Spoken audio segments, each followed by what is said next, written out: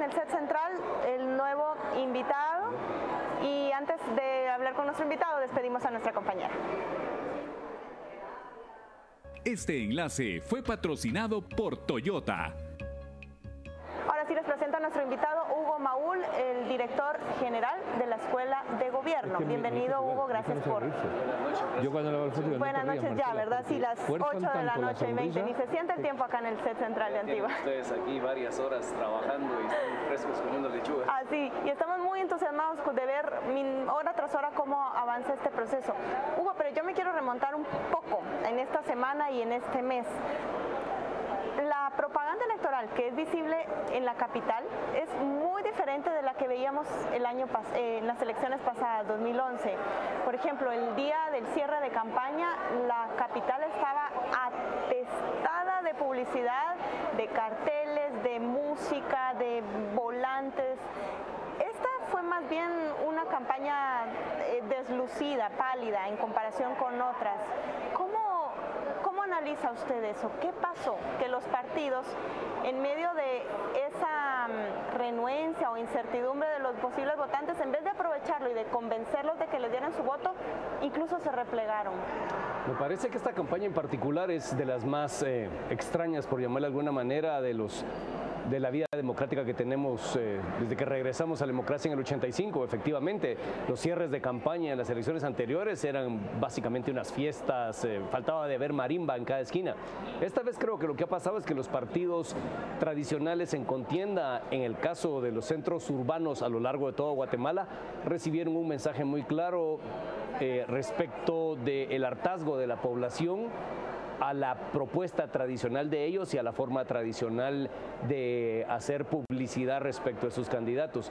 Y particularmente en la ciudad de Guatemala creo que fueron muy cuidadosos porque aquí fue donde probablemente se aglutinó más gente, aunque el malestar es un malestar generalizado. Creo que esta cuestión de una campaña, de un cierre de campaña más bien tímido o deslucido, obedece a eso, que realmente no hay ninguno aquí que pueda tirar la primera piedra y sentirse libre de culpa como para hacer una fiesta y tirar la casa por la ventana. Entonces usted lo que ve es que se evitaron el desgaste o el escarnio o la reclamación al exponerse como se había hecho anteriormente, como era la vieja usanza. Efectivamente, yo creo que hay un acto de prudencia por parte de ellos en el sentido de no hacer actos que pudieran ser malinterpretados por la población y causar aún más animadversión de la que ya tienen. Bueno, de cierta manera el día de ayer por la mañana y por la noche todavía vemos que muchos candidatos de última hora tapizan la ciudad con pequeños pancartas. O los volantes que les quedaron. O los volantes que les quedaron, y también hay muchos de ellos que verdaderamente hoy recorriendo la ciudad de Guatemala uno mira algunos candidatos con unas posturas impresentables. O sea, un candidato a diputado donde dice básicamente un disparate con tal de convencer al transeúnte. Yo creo que salvo estas cuestiones de última hora que no tienen sentido, lo que trataron de hacer ellos era mantenerse guarecidos y hacer una propaganda más institucional o de bajo perfil en los centros urbanos. Cuando uno sale a las carreteras de Guatemala, yo ayer estuve en la costa sur, la situación cambia, porque ahí sí está plagado de publicidad, sobre todo de determinados partidos que pretenden tener una fuerza muy importante. Pero, digamos, dada la densidad poblacional que hay en el área rural, también es mucho más difícil que la población dispersa pueda ejercer su malestar y su sentir en contra de este tipo de propaganda. ¿Cómo vio Hugo los debates en la medida que se pudieron hacer de los que aceptaron participar en los foros? Sí, yo creo que fueron debates también bastante deslucidos. Me parece que en esta campaña por primera vez no existe realmente una profundización en la propuesta concreta. Hay que decir que los partidos políticos a lo largo de la historia en Guatemala tampoco es que hayan tenido grandes programas de gobierno debidamente detallados y estipulados, pero por lo menos los candidatos se la creían un poco más y eran mucho más vociferantes en su propuesta. Debido a todo este problema que hemos vivido con el escándalo de corrupción y a este despertar ciudadano y a esta labor crítica de la sociedad, creo que han sido muy cuidadosos, han evitado meterse en detalles concretos de los principales problemas. A mí realmente me preocupa porque estamos llegando a una elección sin realmente saber qué es lo que ellos creen de los principales problemas que agobian a los guatemaltecos. Tal vez lo que sucede aquí es que en febrero estábamos nosotros muy preocupados por una lista de problemas económicos, sociales, políticos, y todo eso pasó a un tercer plano después de los escándalos de corrupción y renuncia de funcionarios. Pero al día de hoy, si ustedes me preguntan a mí, yo voy a ir a votar con un conocimiento muy limitado realmente de las posturas específicas de los problemas más profundos que tiene el país. Y valga decir que personas como nosotros, que nos dedicamos a la academia, a la investigación, a los medios de comunicación, estamos mucho más informados que el promedio. Entonces, sí es lamentable, y también en los debates, en los pocos que hubo, primero no estuvo un candidato, que hubiera sido muy interesante saber qué piensa, y por el otro lado, muchos de estos candidatos realmente se dedicaron a hablar generalidades y a tratar de incriminarse unos a otros, pero sin llegar realmente al detalle de la propuesta. Lamentable, creo yo, porque habrá que ver cuando pasemos a la segunda vuelta, porque seguramente habrá una, si los candidatos principales de verdad puntualizan. Hablemos de encuestas. El candidato puntero había sido Manuel Valdizón hasta este año, mantenía casi 40% de intención de voto. En el primer trimestre tenía alrededor de 30, y las encuestas que nos muestran algunos medios esta semana le confieren 20% incluso de intención de voto.